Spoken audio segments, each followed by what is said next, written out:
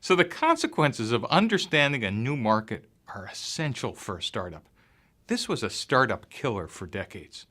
In a new market, there are no customers, so revenues might extend out for years.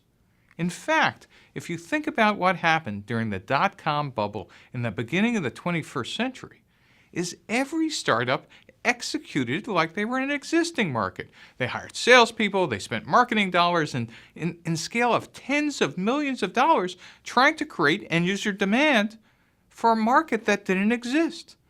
Just imagine what would have happened if those startups would have parked their capital in a bank, getting interest, and doing guerrilla activities to help start the market, because the market wasn't there.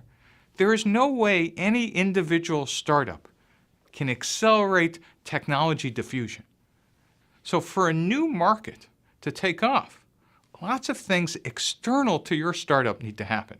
Regulation needs to change, platforms need to become cheaper, customer tastes need to change, etc. The dot-com bubble was actually predicated on all of these things happening all at once, and they didn't. And therefore, all that money that got raised got spent trying to acquire customers when there were none. The test for whether you're in a new market is not whether 30 people in your regional cluster or in Silicon Valley or New York have heard about your technology. The real test is whether your grandmother in Omaha or Berlin or in Uganda actually have heard about the technology or the product or the market. And if the market doesn't exist there, you might be spending a lot of money trying to create a market where there is none.